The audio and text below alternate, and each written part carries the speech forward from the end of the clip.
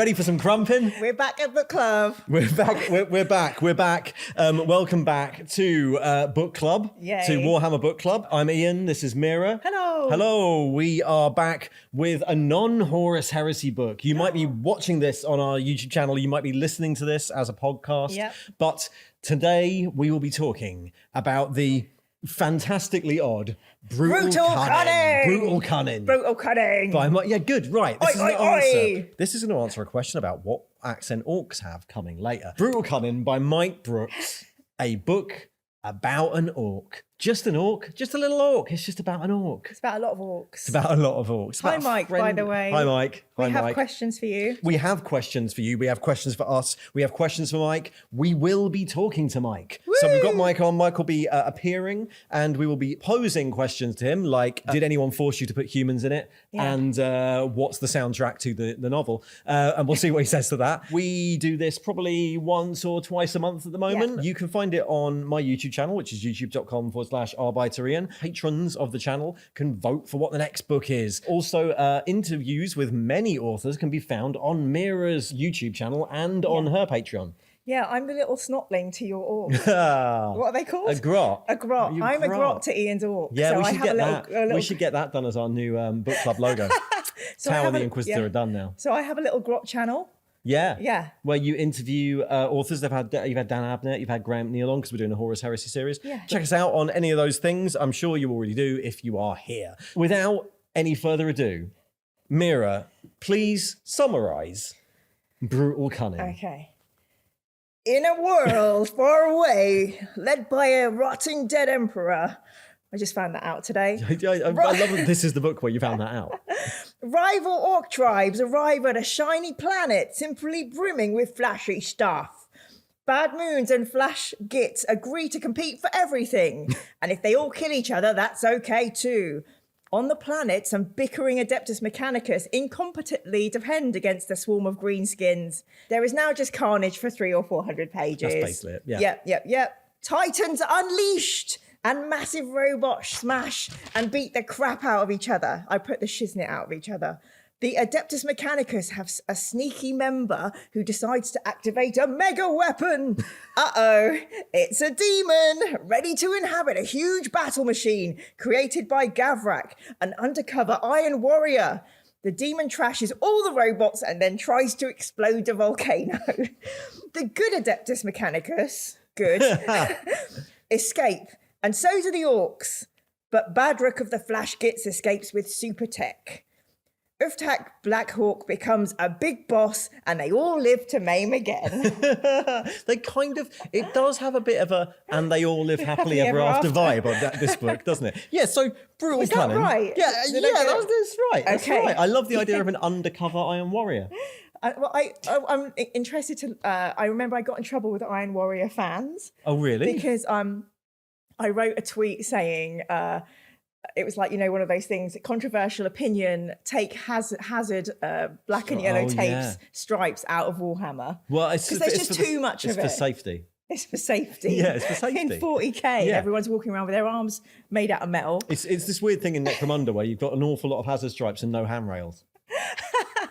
Yeah. So I'm interested to learn more about them. Well, so this is Brutal Kunnin. It's a book that what people have been suggesting for a while. Yes. And they wanted to see your reaction to this. As is common on this channel, I have read Brutal Kunnin before. Yeah. I really enjoy it. It's fun. And it's a bit of an anomaly in the Black Library world. Mike Brooks has written about a lot of different things. I would say Mike is one of the authors who picks some really interesting, weird little factions to do books about. Okay. Like he's done some interesting books about navigators. He just wrote the most recent Primarch novel when the lion comes back. So he's really fun, and this is a book that is a good proportion of it is from the point of view of orcs. Yeah, it's orky. Yeah, and it's something that you didn't get a lot of. Like everyone knows how orcs speak. Orcs speak like the way orcs think and the way orcs speak is all over Warhammer. But there's never really been that many novels written from that perspective. There's an awful lot of little short stories, box outs in codexes that are from the point of view of an orc. So people sort of understand how they think. But I don't think anyone had properly done a point of view novel about an orc before. So this was quite an exciting thing when it came out. Yeah.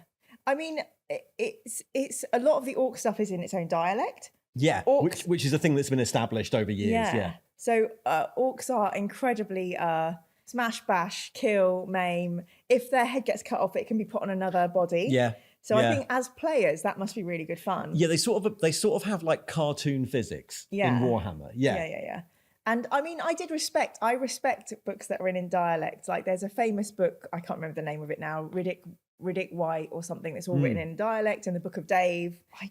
I really think I hate orcs. Oh no. But you knew that.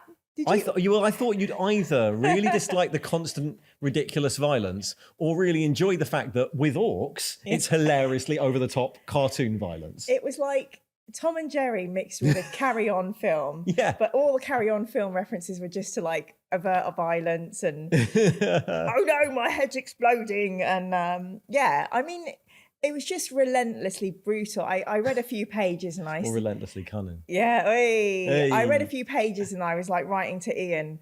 And he went, oh, you know what it's all about then? And I was like, what? And he went, it's just a massive fight. It's one massive fight. It's one massive fight. One of the things I'll go through the book. One of the things I really enjoyed, and it was this brilliant thing. Like, look, I love the sort of deep sci-fi that takes you half a book to understand what's going on. Yes. Right. I like it. I like all the figuring out. But I really enjoyed reading the first 3 pages of this, where by the end of like page 2 or 3, I was like, okay, I've got the whole setup. Yeah.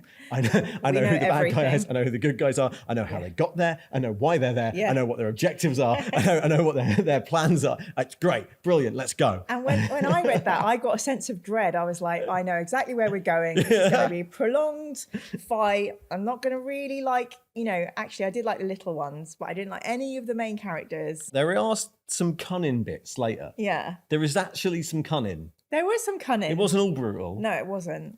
But it was a lot. I mean, have you ever been on one of those rides on a theme park? And it doesn't just spin you through the air like that. You're also going like, oh, like a gyroscopic ride. I literally felt that, like, it was just so intense, wave after wave. And I mean, that was kind of cool, but also it was incredibly intense. I was having to put the book down and go and read the Bible and pray to the Lord. I don't believe you. Oh, really? But yeah, it was a lot. I'm very proud that I read it, and it was a really good insight.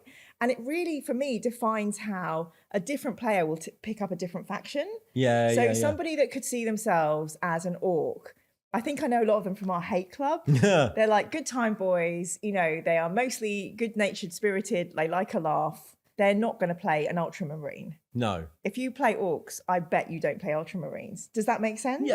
Yeah. And if you play elves, you definitely don't play orcs. Yeah, that's probably more like right? it. Yeah. So, and it was good. And it was good to have a bit of levity in this universe, which is very, very grimdark, and some silliness. And if I could only separate, people dying in explosions from the lol, we'd have a great time. But that's part of the fun if you're an orc. So look, I've split this up into like 4 bits, which I've called the setup, the scrap, the demons, and the escape. That's amazing. Right. So this is what happens in Brutal Kunnin. So we open with Brutal Kunnin. We've got Uthak Blackhawk, our character. Yes. So Yeah. how do you pronounce his name? I think it's Uthak, but I have not now. I thought it was Uthak. Uthak. Like hacking. It could be either. A pun. So he is a knob, which is a sort of noble orc, but he's like basically by being big and tough, he's now kind of like in charge of some other orcs. And the reason he's now a knob is because his head got put on a bigger body. Is that basically, right? yeah. He killed the last guy and he put his head put on a bigger body, and now he's got a big axe or something. Hammer. It's called the snaz hammer. Yeah. So he nicked his old boss's snaz hammer and body and stuck his head on it, and now he's what that is the old snaz boss. hammer in the game? I don't know. Just a big An old, energy big weapon. Yeah.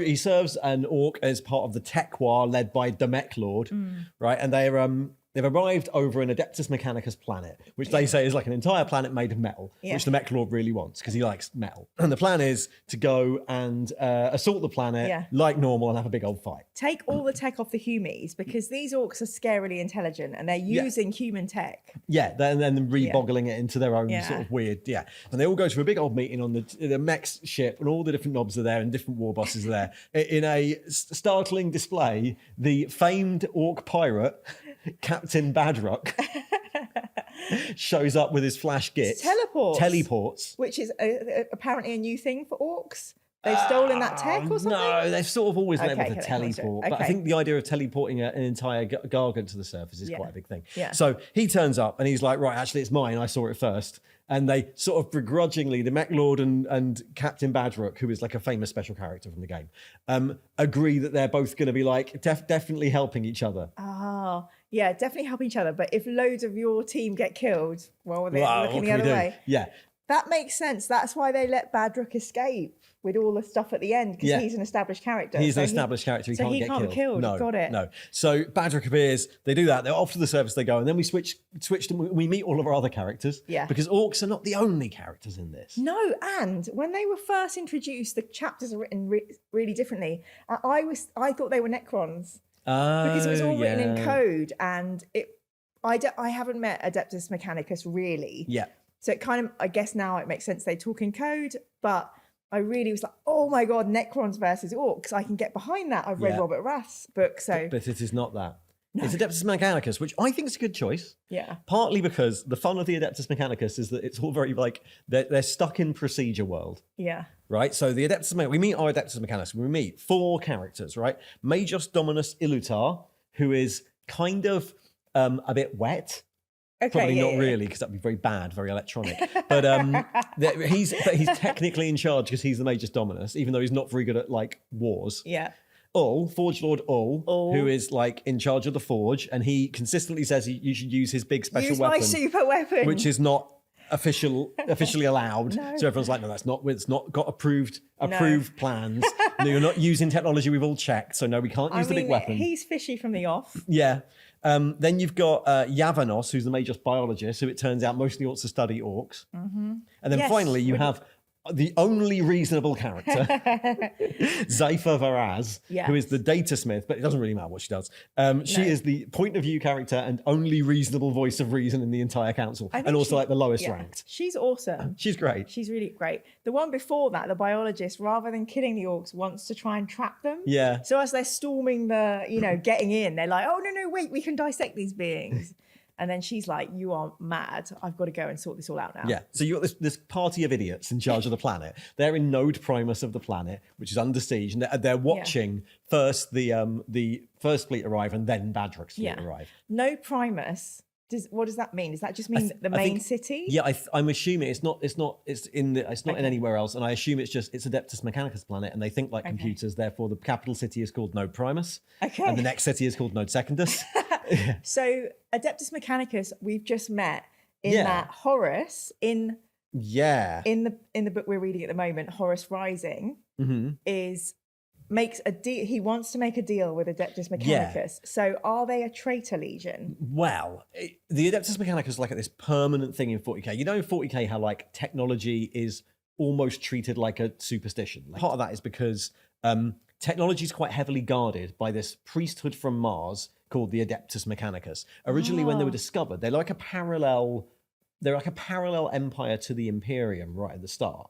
Okay. And then one of the first deals the Imperium does is to ally with Mars because it needs the technology. Okay. Yeah, it's quite a big thing in heresy times because although the Emperor is very against religion, the Martian priesthood worship knowledge. And they have all these things about worshipping the motive force. They call the Emperor the Omnisire. He's like the avatar of the Omnisire. I wondered who the Omnisire the machine god and all this sort of stuff. Yeah. So like they worship knowledge and electricity and the idea of like finding interesting information out. However, they're also exceptionally backward. It's become this like religious fundamentalist thing over time. So they're extremely conservative. No one's allowed to invent anything new. Because you can't presume that you know more than the machine god. Oh, gosh. All knowledge has already been found out, and we need to rediscover it from the glory days of the past. Oh, yeah. Okay. So that's the tone of the Mechanicus.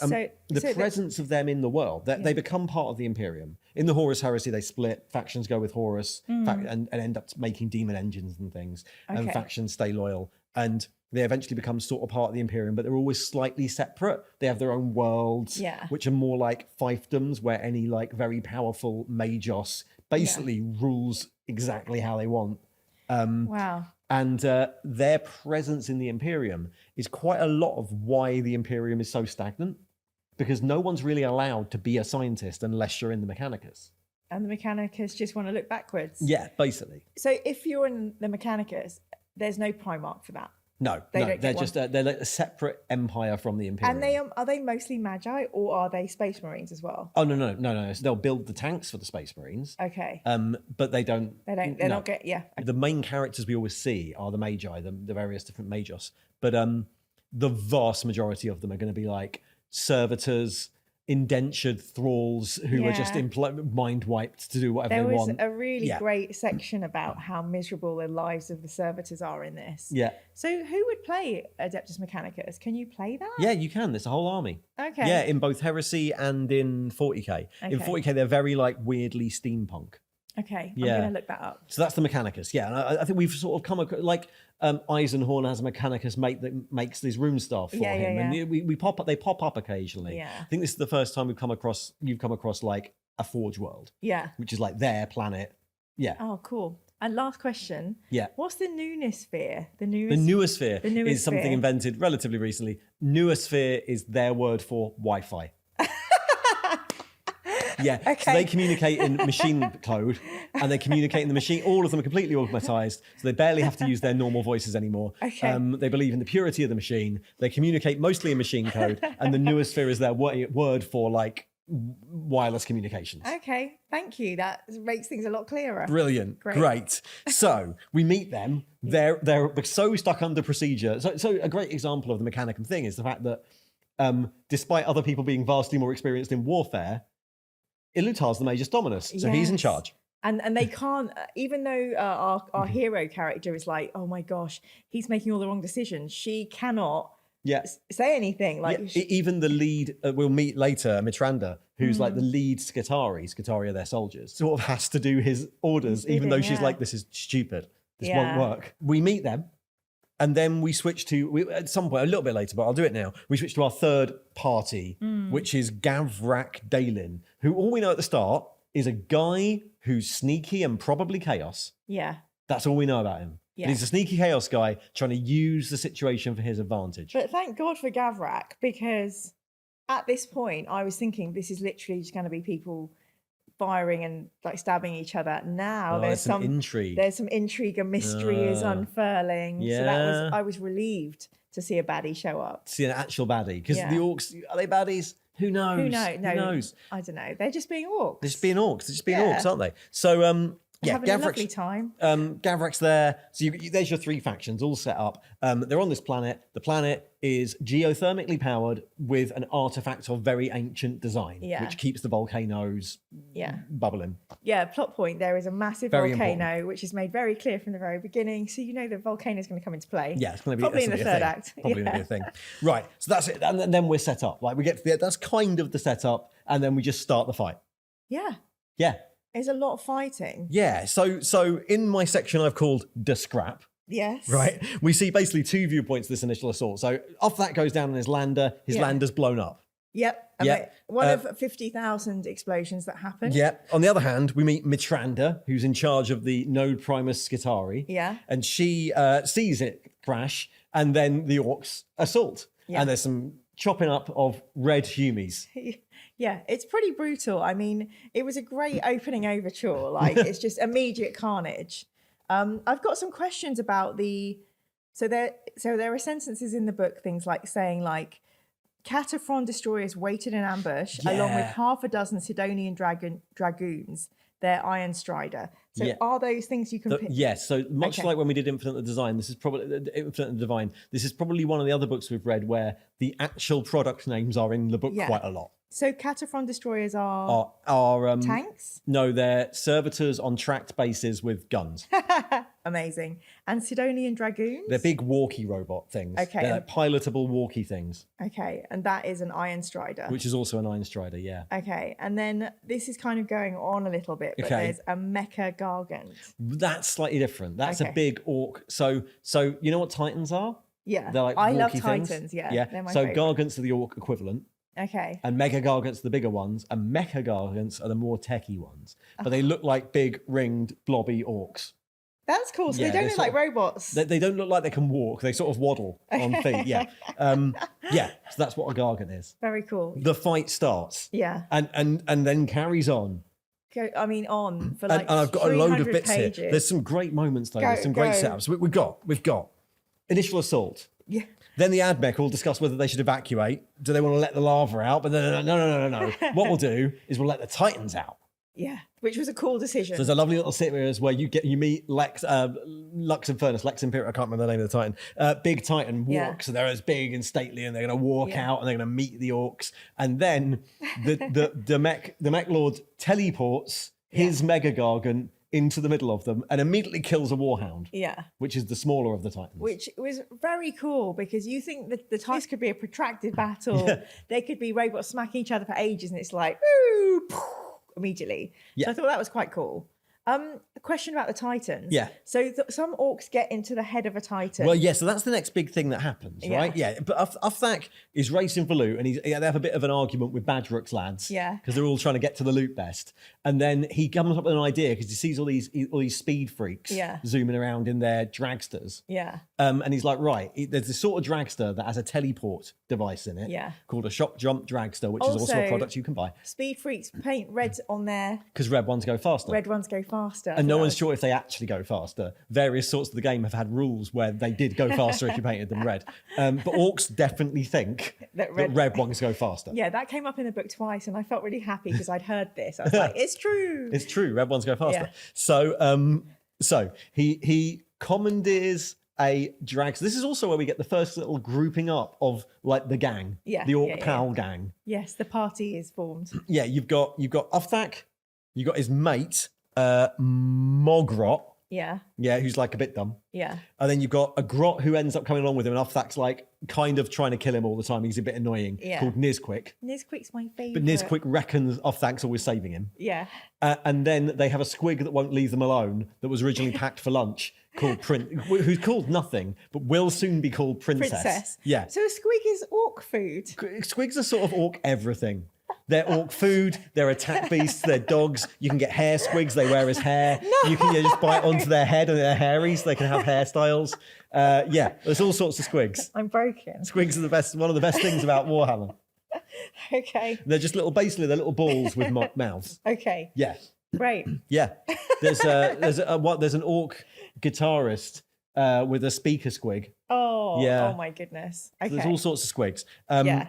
The squigs and the grots they made it really human for me. Yeah. Like I could enter in those little poor creatures. Grots are basically goblins. Okay. Yeah, so if orcs are orcs, grots are goblins, and squigs are just these balls. Oozes angry balls. Yeah, they're like You'd attack have a dogs. hobgoblin, a goblin, and maybe an ooze. I don't know. Yeah. Yeah. They do this plan, which is like the most spectacular, crazy orc plan in the whole book, which is they get a dragster, they pile it up a wrecked. They see the Titan fight going on. They pile it up a wrecked highway. Yeah, evil and at the Knievel. point, they then fly it off the end of the highway, hit the jump to go through the Titan's void shields, and crash it into the shoulder, and then manage to climb down onto the head, open the hatch on the top of the Warlord Titan, jump in, and kill everyone. Yeah, like it was amazing. Yeah, that was amazing. That was really cool. They kill the Princeps. Yeah, who is in a tank of goo, which we know this because we've seen one. Explain the tank of goo again. I've completely forgotten this. The idea of the Titan is you connect to it and it's got like a personality. It's a machine with a spirit. And so you need to have a really deep connection to it. Your nervous system has to have a deep connection to it to pilot it. The head pilot, it takes a lot of brains to try and control one. So you have moderati controlling the feet and controlling the weapons. And then in charge, you've got a princeps or a princeps. Yeah. And a lot of them, in order to better interface with the Titan, end up in like an amniotic tank. Okay. Of goo, yes, with no senses except the tank of goo. Yeah, a bit. And the reference to that is like the navigators from Dune. Okay, yeah. Like in order to navigate the ship, they're so psychic they just swim in amniotic fluid. Lovely. Yeah, it's like that. Yeah.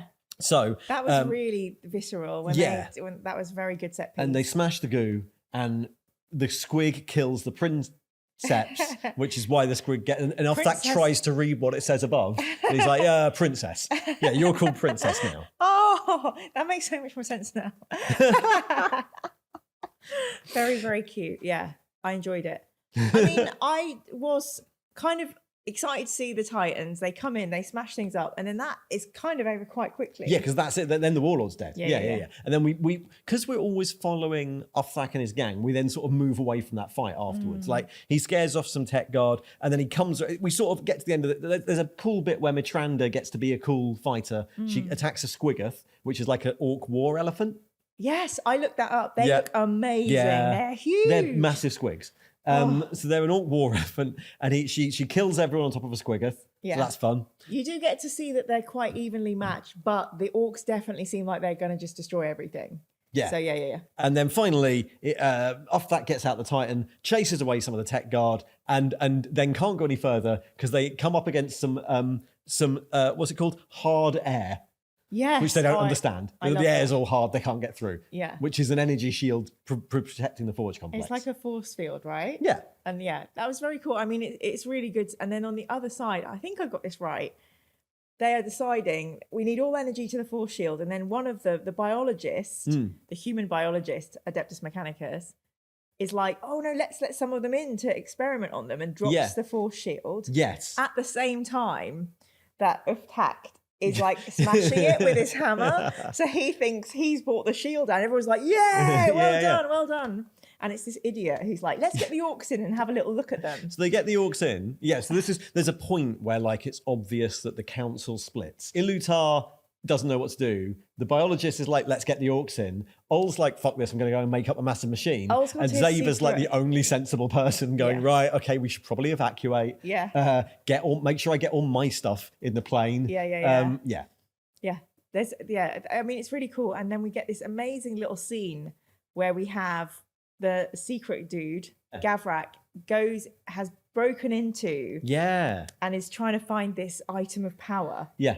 That will help his creation become like a living demon machine. So you get this kind of skullduggery going on within those characters, and that's when the reveal is, right? Yeah, that he's an Iron Warrior. She sees him for the first time. She fights him. Yeah. He ends up having to pull back. He fights some Blood Axe Commandos, which are sneaky orcs, which is a hilarious idea.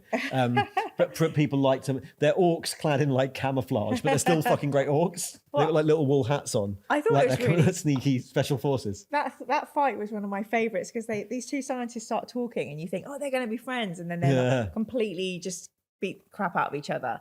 But then the guy who is the evil one, he actually gets like an axe to the chest. So I thought that was a really clever storytelling. You're like, oh, this dude's going to die immediately. He doesn't. No. He gets away. He takes an orc back to provide some life energy for this experiment. And so we get into our third bit, right, where they've all gone, right, this war's not going well. We all need to do our crazy plans. It turns out that Forge Lord Ol's special thing he's building is, in fact, some sort of demon engine advised by the Iron Warrior Warpsmith. And as we know, whenever you mess with the warp... Yeah, demons and shit. Doesn't go well. Yeah. Because we often forget that demons have their own agenda. Yeah. So that was really disgusting. That was one of my worst bits. Yeah, so in order there's this lovely fight. There's this like big scene where Zava finds them in the middle of powering up the machine. But the machine requires broken humans and basically like... life energy. Yeah, people stuck to the like outside of it. Yeah.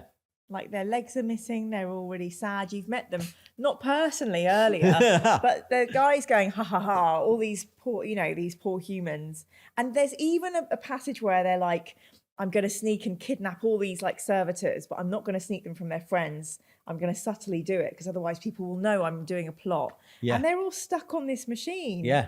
Like in separate states of dying to basically power this demon. Yeah. And that is why I hate Warhammer. It's so dark. Like, oh my God. I mean, the awful thing is I did forget about them because it's so action filled. And also it's so normal in Warhammer. You're like, oh yeah, a load of dead bodies stuck to a massive machine. Yeah. I feel like... yeah, great. Next. I feel like it's really changing me for the worse. But it was an epic, like this, when you go into a book that's just going to be fighting, you have to keep ratcheting it up. And I could never have expected that. And it was like a really big moment in the book. And this massive creature led by the demon just emerges. Yeah. Yeah. So we end up with this set piece where like the demon emerges, escapes. Yeah. Ol is killed or used to feed it. Zava kills the Warsmith. Yep. and then runs to the landing field. Yeah. And the demon goes off and fights the Mecha Gargant. Which is awesome. Yeah, it's there's a kaiju fight. Yeah. And the big demon engine. At the same time, Uthak's got through the energy shield, and Yavanos has been like, right, let's send some Skitarii to capture them, which of course does not go well. Uthak steals what he calls the floaty tanks. Yes, the Mechanicus have these like hovercraft. That was things. so cool. Like it's like a land speeder or something. It's like right? it's like a hovercraft. Yeah, yeah. It's like just above the ground. Uthak so obviously the orcs have this like. The general comedy element of orcs is they're meant to be like football hooligans, like 80s football hooligans, but which explains a lot. Yeah. But Uthak has this like real boomer energy about him. There's this great point where like many times in this he'll look at something made by the humans and be like, yeah, well, it proves that orc stuff's better, doesn't it? Yeah. All the time. There's a great line in this where he's like, oh, well, these tanks are quite fast, but they're really soft and floaty because, evidently humies are too soft to take the bumps. Yeah. It's not a proper vehicle. It'll have more bumps to it. Yeah. It is very, very cool. You do get good POVs from both sides. Yeah. They do some cunning. They do some so they take the floaty tanks. Yes, they pretend that they're drive them to the landing field and they all hide so that they think they're humans. Yeah. Yeah. And they encourage the speed freaks to chase them. Yeah. So that it looks like they're running away and then they get into the the sort of landing field area, the shuttle bay, and take over. Carnage happens and Uthak finds a set of prototype beaky armor. Yes. Beakies are what orcs call space marines. So, yeah, because I asked recently, can Xenos put on space marine armor? The whole internet said, no, you can't. You need to be raised with extra organs. Well, guess what? Guess what? This does happen in this book. Yeah.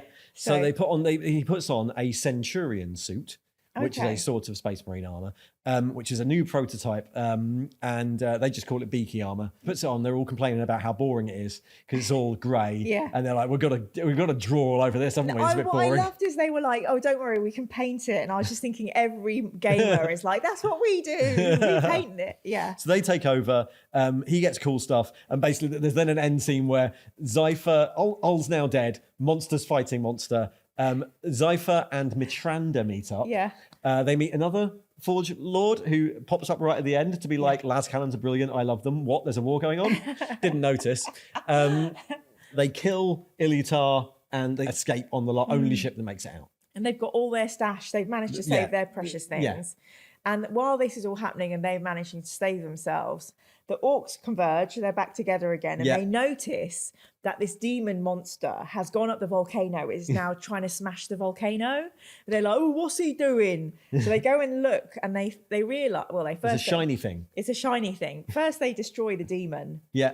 Which now means the demon is loose. Yeah. Which is interesting. Could come back. Not something orcs worry about. No, they don't care.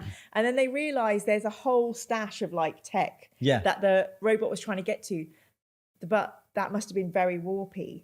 Yeah, it called him. So now these orcs go in and they found like bad warp tech. So, and that's when they let the famous pirate one escape with it. So Bazrik escapes with the tech. Bazrik has got the tape. And Uthak has a lovely old time. He's had a jolly old fight. He's got a nice new set of armor and he gets promoted to boss. Yeah. Which is really happy ending. It's a lovely happy ending. Yeah. Everyone, Uthak, Mogrot, Nizquick, Princess survive for the next inciting installment. To fight another day. Our heroes. Are they our heroes? I'm exhausted.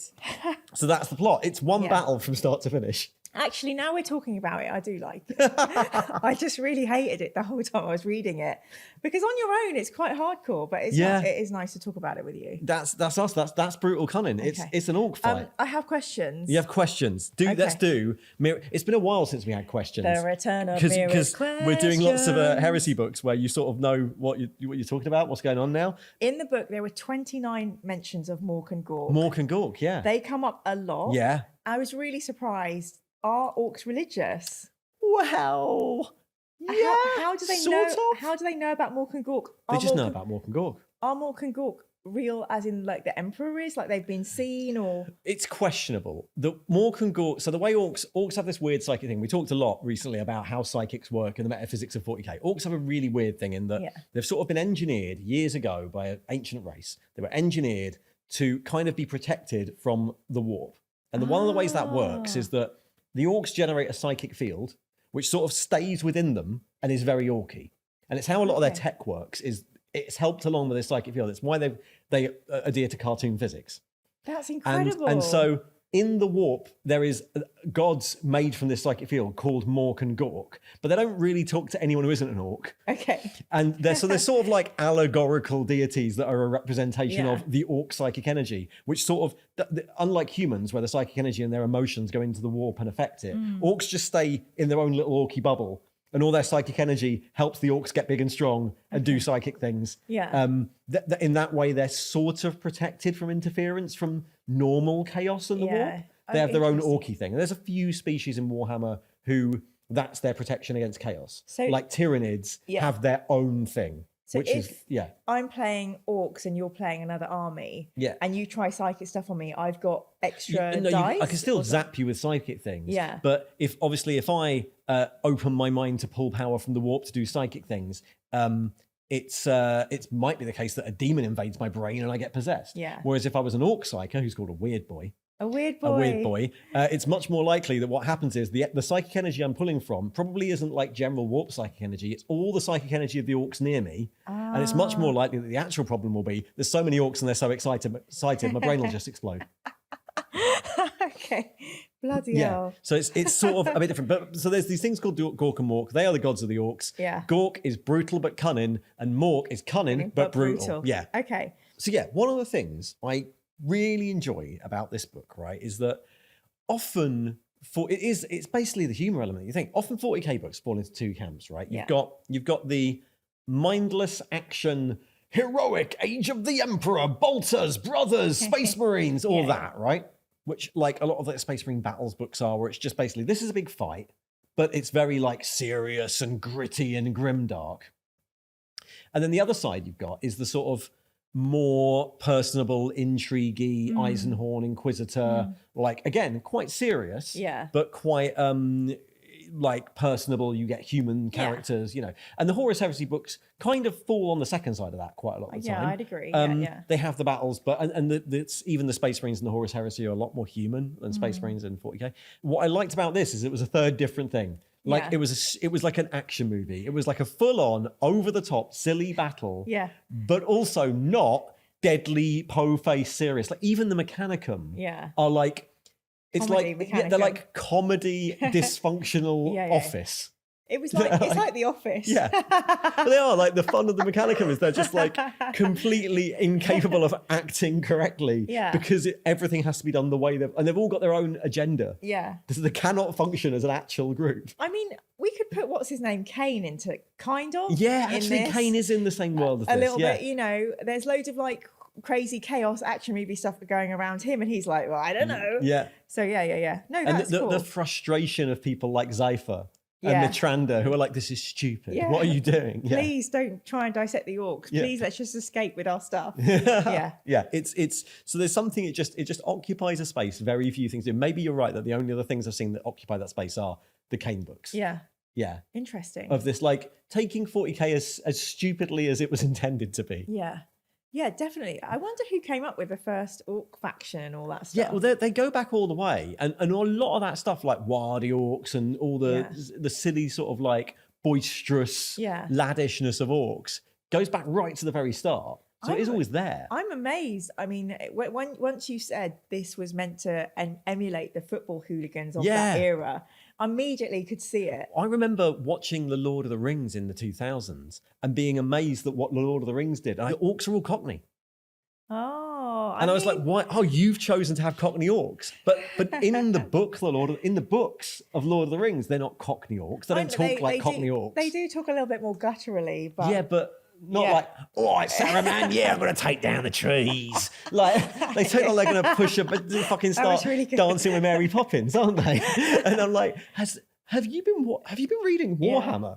Where all the orcs are hilariously London. So that's the thing. The parallel is in like Lord of the Rings and D&D, orcs are very terrifying. Yeah. And they are in this, except when you see them from their point of view. Yeah. Operationally, they're idiots. That's quite funny. But from someone else's point of view, it's like a 10-foot tall giant green thing that will bite your head off for fun. Ugh. It reminded me a little bit of Fungus the Bogeyman. What's that? It's like an old, I think it's a Raymond Briggs kids thing, and it's just like horrible, snotty creature. Yeah. Actually, it was probably nice in the books, nicer than an orc, but that kind of like, gross, silly. Yeah. It's one of those things that occupies an interesting niche. We had some questions in because this is one that's actually chosen by Patreon. We had so many questions. So we've had loads of questions. I've tried to boil them down, and I'm saving some to ask Mike. Okay. And also, some of these questions alerted me to things that I was not aware about before. So, Harrison says, this is Mira's first time getting to experience my personal army in literature.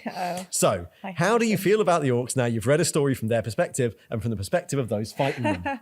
I think it's safe to say that I will not be playing an orc army.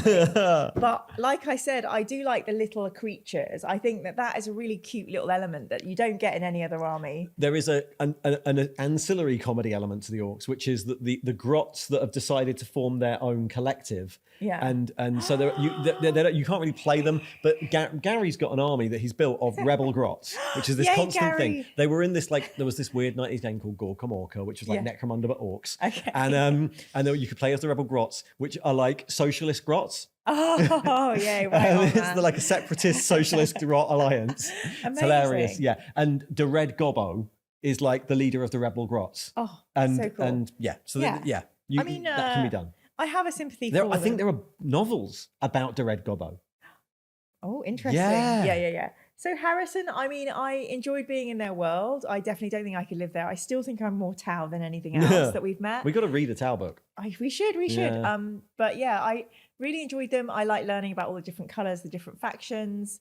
I feel like I've learned more about the Warhammer universe as a whole, because Space Marines on their own are nothing without all these weird and wonderful Xenos. So yeah, that's my very diplomatic answer. Okay, Nick asks, how did you find the multiple factional viewpoints for an Orc book? I was disappointed that there were still sections with the Imperium as protagonists. I'm going to ask Mike about this, but I think it would be difficult to write the whole book from an Orc perspective with no other perspective. I mean, I sound like a massive, I don't know, snob or something, but I was kind of relieved, because when we got into the orcs, the energy was so orcish and so hectic and so much mayhem. As you all know, I don't do well with brutalism and torture and that. And I was like, yay, something that I know about already, something that will be a little bit like less crazy. Yeah. And then we meet the Iron guy who's putting dead bodies in a war machine. So there was no escape. But for me, it kind of refreshed my head, and it kind of opened the book up a little bit more. So I kind of enjoyed, and I couldn't figure out, I thought either the planet would explode. I didn't think that both factions would survive at all. Right. So yeah, but I kind of enjoyed that. It gave me a way into orcs. If it had just been orcs, I would have been drowning. Yeah, that's a fair point. Yeah. I think that's true. I think that's an interesting, you have to have some sort of counterpoint. If it was Orcs versus Tyranids, this would be a really difficult book to read, which actually follows on to the next question, which is from Macariel, who, so I have a hard time reading Orc dialogue, having to reread it multiple times before my brain passes information.